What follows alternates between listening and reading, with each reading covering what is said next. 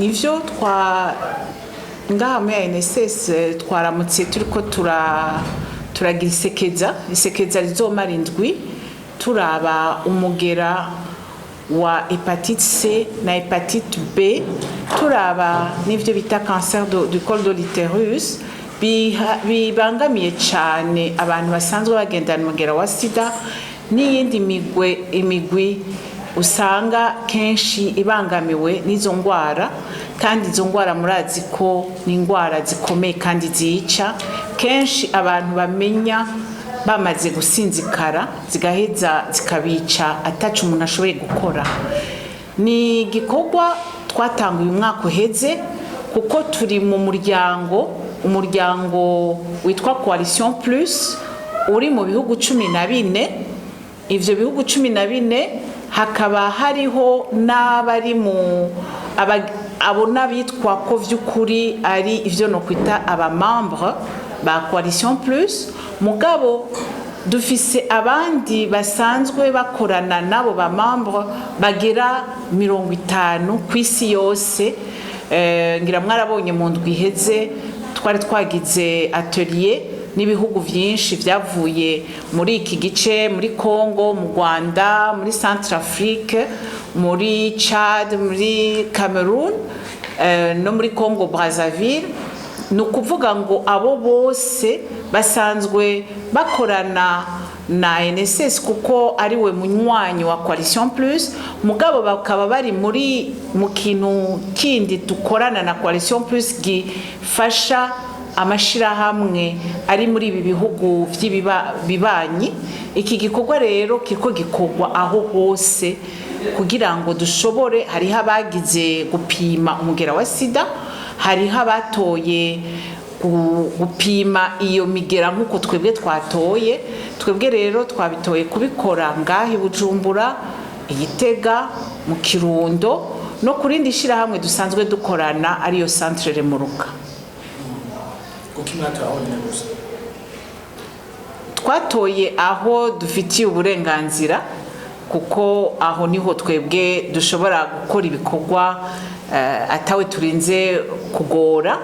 Ariko nkumbure mu myaka iza, murumva uyu n'umwaka wa kabiri, mu myaka iza nkumbure bariko barabibona, hari naho bazotubwira bati natwe muradushiramwo, twe tuguma twuguruye imyango, tuzoheza tuje no mu yandi mashirahamwe n'ivyaba bikenewe.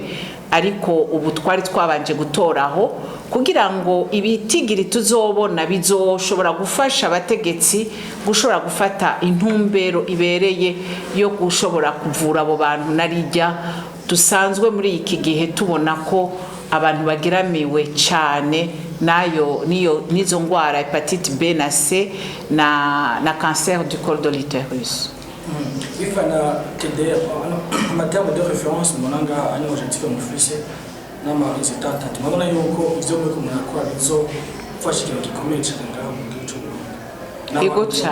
Ego cyane bizofasha kuko muribuka ko no kuva kera ANSS yamyitangura no mu gushira abantu bagendana umugera wa sida ku miti twaratanguye, hama tugira Imana turereka n'abategetsi, turabereka intumbero, turabafasha gufata intumbero yo gushobora kuvura abene gihugu bose.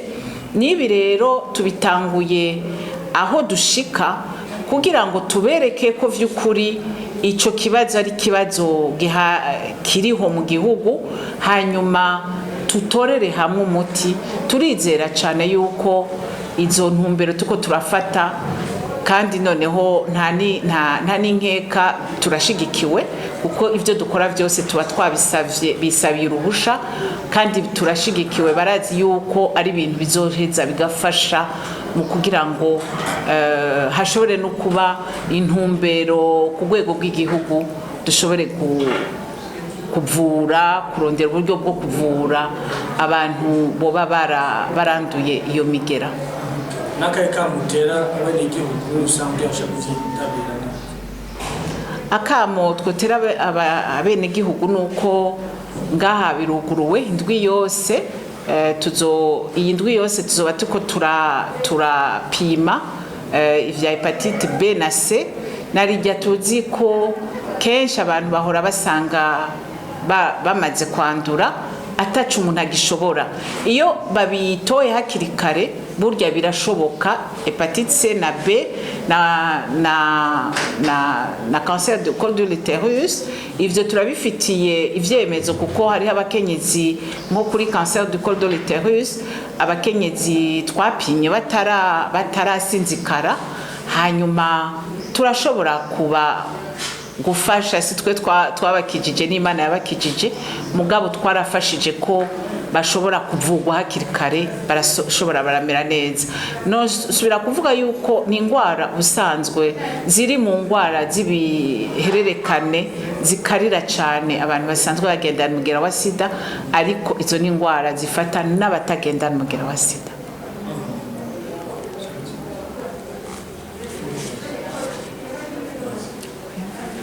Hari abenegihugu bo mu zindi ntara bashobora kubakenera ariko batazobashikira kuko hari intara nkeya muzokorera. Hari akamo kariho kuko bashobora kwiyunguruza kugira ngo babasange nkunga mu gisagara ca Bujumbura canke Gitega.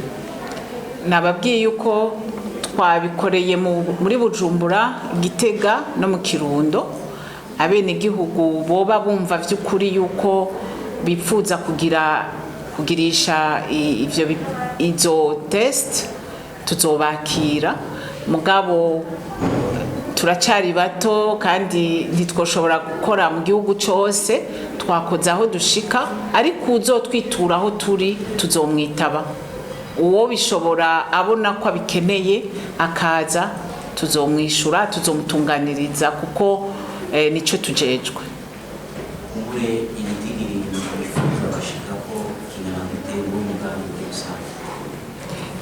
Igitigiringira bava bakibaha ababikoramwo ku munsi muhava mubonana mu kanya, ariko nibaza ko igitigiri twebwe abazoza bose tuzobakira. Twibaza yuko uko mbona vyatanguye, jo narabonye ko haje abantu batari munsi ya 50 mu ndwi yose. Nimba hazoza bo canka bakarenga, murumva ko tuzoba dushitse ku bantu atari bake bashobora kwerekana kuko akamaro kuko izo ngwara zikurikiranwa bivuye ku maresultat tuzoba twaronse. Ibyiza yuko abantu bipimisha kugira ngo bashobore kumenya ko barwaye kandi bakivuza, ariko abenegihugu benshi bashobora kwibaza bati izo ndwara zituma bese barashobora kuzirinda. Ego cyane, ariko munkundiye hariho umuganga muhava muvugana ahava abatomorera neza kugira simpave mvuga ibitari byo. Hariho Dr Pelagie n'usanzwe arangura akurikirana ibikorwa vya hano vya misi yose, ahava abaha inkuru y'imvaho ababwire ibintu yize. Je no hava ndababwira ibitari byo, mumbabarire umwe wese n'ivyo ashoboye. Bisanzwe biri mu bikorwa vyacu, barasubira kubibabwira neza na neza Dr Pelagie, mugabo no babwira ko dusanzwe tubikora abafise izo ngorane turabafasha. Hariho nabo twafashije bakagirirwa na operation. Ni ibintu bisaba uburyo bwinshi, ariko ubwo buryo naho tutabufise bukwiye, iyo tumaze kuronka ibitigiri tukavyerekana ko ari kibazo gikomeye, bidufasha ko tubishira mu ntumbero yo kurondera n'uburyo burengeye. Mugabo na cyane cyane bikaja no mu ntumbero yuko tubwira abategetsi ko ari gikorwa kandi ari kibazo kiraba abenegihugu benshi, kugira ngo kije mu ntumbero y'igihugu narijya twebwe ivyo dukora vyose twisunga intumbero igihugu kiba cyafasha, ico bita plan stratégique national. Pia Niyonzima, je suis présidente de l'ANSS, l'Association nationale de soutien aux séropositifs et malades du sida. Je suis membre de Coalition Plus parce que l'ANSS est membre de Coalition Plus. et je suis administratrice de Coalition Plus. Ok, Coalition Plus, c'est quoi d'abord? Coalition Plus, c'est une coalition, c'est une famille, je dirais, de 14 associations dans le monde, je dirais, et dont la NSS est membre. Je vais peut-être pas très développer ce Coalition Plus parce que j'ai le privilège d'être avec son directeur général qui va vous en parler encore plus. Bonjour, je m'appelle Vincent Leclerc, je suis directeur général de Coalition Plus. Effectivement, Coalition Plus est une union internationale d'associations communautaires de lutte contre le sida et on travaille avec 14 membres et une cinquantaine de partenaires dans le monde. Aujourd'hui, vous avez organisé une conférence de presse pour nous parler à propos de la sommet international de dépistage, je pense. Effectivement, nous avons organisé depuis hier une semaine de dépistage communautaire. C'est toute une semaine que nous allons faire le dépistage pour les hépatites B et C et pour le cancer du col de l'utérus ici au Burundi. Nous le faisons dans nos centres à Bujumbura, à Gitega et à Kirundo et dans un autre centre partenaire, Remuruka, parce que nous pensons que le dépistage, c'est la porte d'entrée de la lutte contre le sida. Et nous le faisons dans le cadre justement d'une campagne qui a été initiée par Coalition Plus depuis l'année passée dans tous les pays où se trouvent les membres de Coalition Plus, parce que nous pensons que si nous voulons réellement en venir à bout à cette pandémie, nous devons nous attaquer aux infections les plus meurtrières qui aujourd'hui nous voyons chez les personnes infectées et affectées, chez les personnes, les populations clés, les personnes qui sont hautement vulnérables à la pandémie du sida, et pour détecter ces hépatites et le cancer du col de l'utérus à temps et pouvoir soigner ceux malheureusement qui seront testés positifs. Coalition Plus est implantée, comme disait Madame Diapirani Onzima, dans 14 pays membres, mais il y a des partenariats avec près d'une cinquantaine d'organisations dans le monde.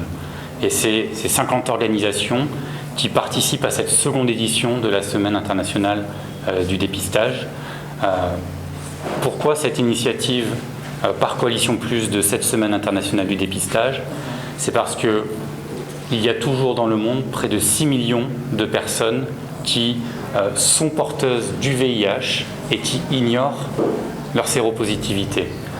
Et en mobilisant dans le cadre d'un événement pendant une semaine complète autour des dépistages, cela montre l'importance de se faire dépister régulièrement, pas que pour le VIH, mais aussi pour les hépatites virales et pour les autres infections sexuellement transmissibles, car toutes ces infections, toutes ces épidémies se parlent entre elles, ont une influence les unes sur les autres.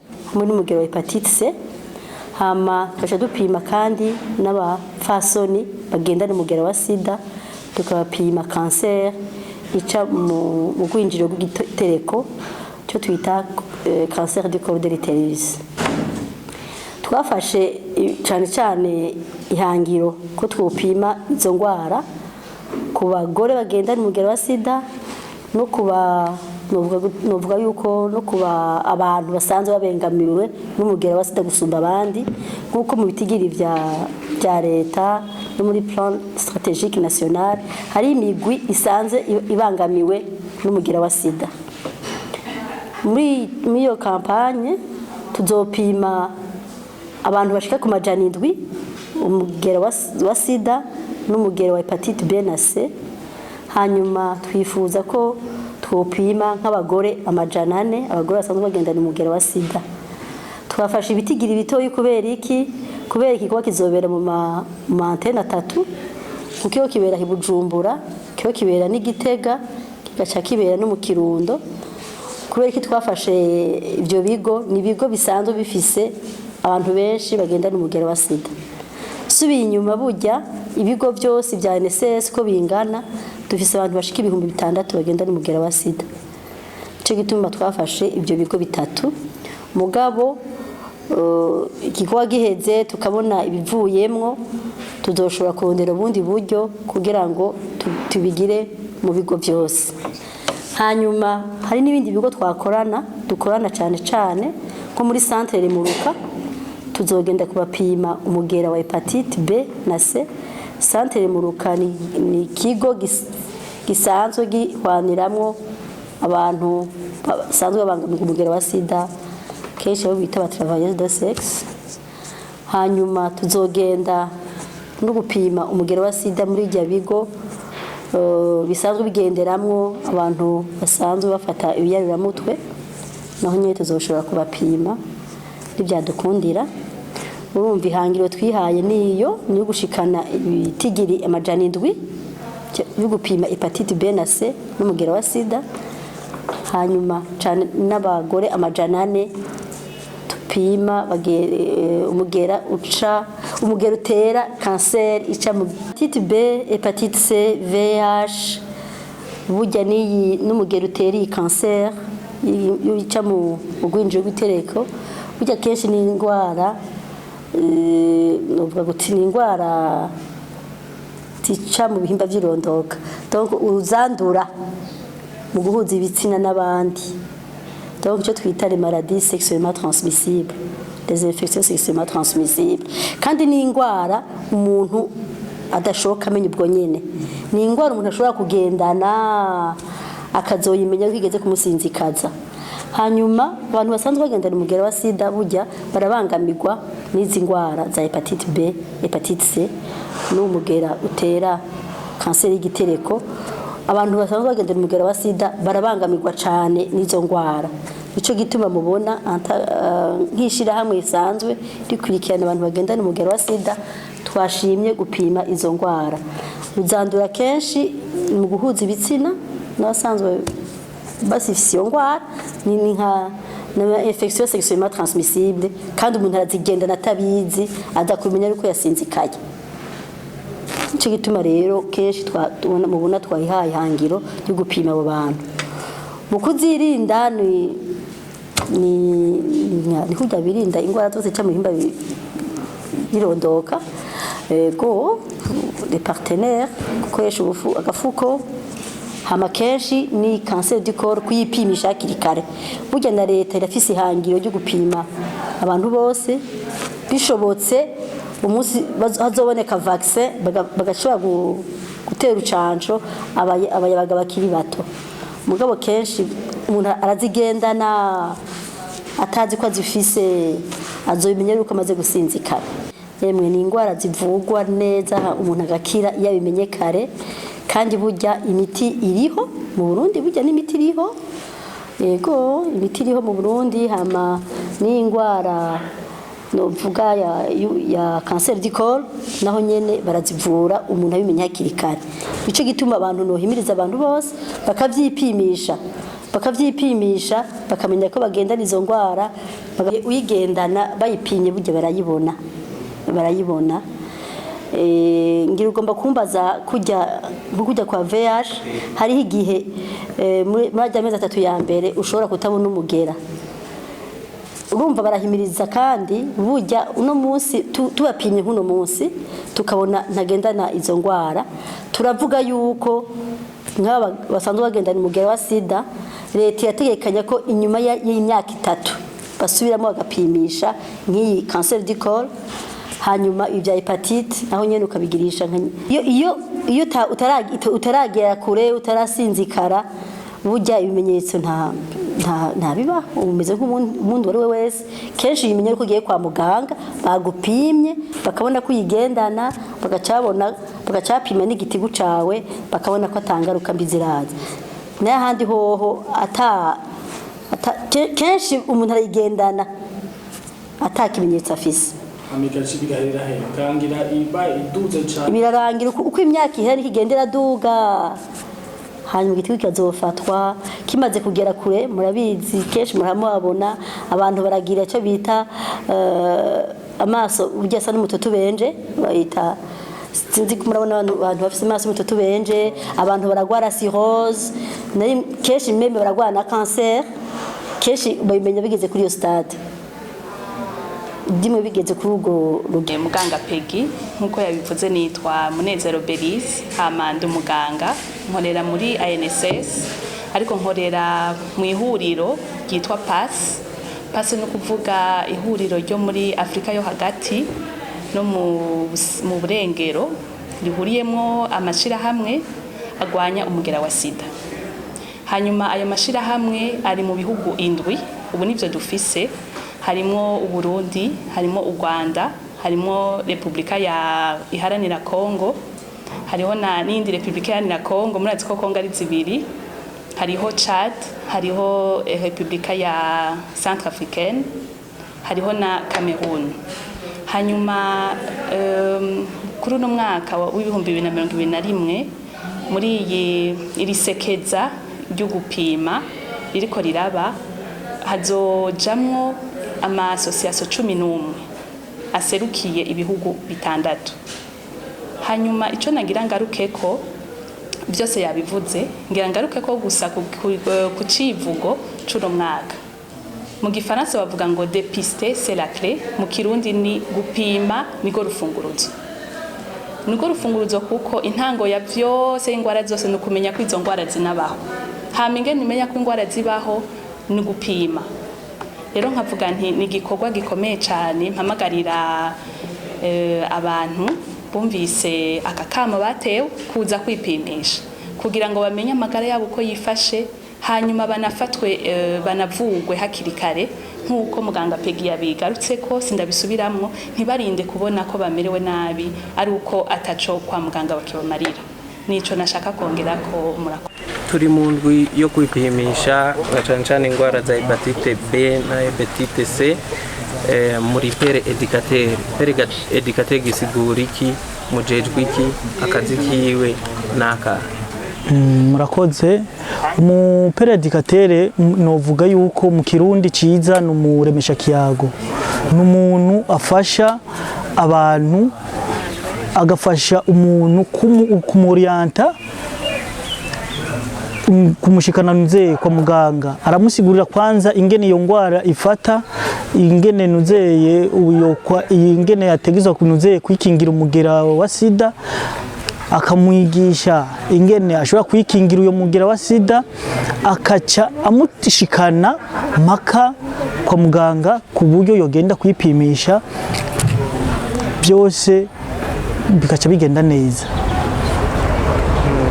Ego urumva umupere educateur mu kirundi ciza n'umuremesha kiyago niwe amunuzeye aremesha umuntu akamusigurira neza icyo ari cy'umugira wa sida akamusigurira neza ingene sida yandukira akacamu amutwara n'ahantu akamwereka n'ahantu wo kwipimisha uyo mugira wa sida. Guhimiriza bipimisha mu bikora gute mu bamwabakuye mu basanga ego guhimiriza nuzeye abipimisha umugira wa sida twebwe kenshi dukorera mu nuzeye mu miryango mu nuzeye muri communauté urumva n'abantu usanga abajene nka twebwe abo tunuzeye tungana mu rugero rumwe nyene hajya mu marigara mukaca mugenda mukavugana nyene nk'ikiyago kujya nyene muganira n'abandi kuko usanga kenshi na kenshi umupere educateur akurikirana abantu bari kumwe mu mwirigara novuga nko mwirigara canke bahuza ikiyago mu kibano ego ukaca umusanga munze mu kibano ukaca umusigurira ukabasigurira neza umugera wa sida icarico bakaca bagenda kwipimisha. Biraborohera ko babumva n'ingoga na cyane ko bamwe mu basanga bari mu byabo akamo barakitaba mugereranije abo mushobora gukombenka canke abo mushobora kumvisha kwitaba akamo mu bateka. Ego urazi uko akazi kose karagoye kandi akazi kose karafise nuzeye ibibazo vyako umva twebwe rero kugira bitorohere cyangwa kugira dukora ako kazi kacu neza nakubwiye yuko turaba urunganwe rw'iwacu hajya nyene mu kibano bajya nyene tubana bajya nyene dusanzwe dunuzeye tuganira nibo dusigurira nibo tusansibiriza ku buryo baca badutahura n'ingoga ariko biragoye ugasanga umuntu ubwa mbere uramubwiye ntagutahuye ariko urasubira kandi ubugira kabiri usanga n'ubugira kabiri ntabitahuye neza ariko n'ubugira gatatu uragumiza ko nyene urazi yuko akagoye nyene bagumiza ko tuca tugumiza ko nyene ugasanga agatinda akabitahura kaca yumva umugambi akawutahura neza bivanye n'igihe mumaze mubikora umugambi mwihaye umugambi muba mukora uratera imbere bisubira inyuma canke bigoma ku murindi umwe bivanye n'igihe mukoze abo mugenda mwumvisha ko bategerezwa kuza kwivuga je ndibaza yuko muri rusangi umugambi uriko uratera imbere kuko sinovuga yuko tuwo turasubira inyuma kuko uno munsi nimba tunze abantu bamaze gutahura icari cy'umugira wa sida bamaze gutahura nze gufata umuti nze wa sida nukubera ni nguvu n'ubushobozi bwinshi tubishiramwo twebwe abaperedikateri twebwe abaremesha kiyago urumva novuga yuko muri rusangi umugambi uriko uratera imbere cyane kuko uno munsi turavye ibiharuro uno munsi tugezeko ni ibiharuro bishimishije cyane yego mwahora mubasanga ku mihira mu kibano uno munsi mugize amahirwe yuko mubatera kamo kusamirizi no muri rusange nakahe kamo mwobatera nukuri akamo tubatera nuko abarundi bose abantu bose bokumva yuko umugera wa sida utakiri ingorane kandi muze ku isi twobamisha ugwaye kwipimisha ukamenya amagara yawe ukamenya eta yiwawe ni vyiza cyane kandi umaze kugenda kwipimisha ukacumenya yuko wanduye bica vyoroha kugira utangure gufata umuti kandi uyo muti umaze kuwufata uca usanga amagara yawe aguma ari meza kandi nawe ucugira ubuzima bwiza nta ngorane nimwe usanga ufise kandi mu buzima bw'iwawe murakoze cyane ego nawe murakoze cyane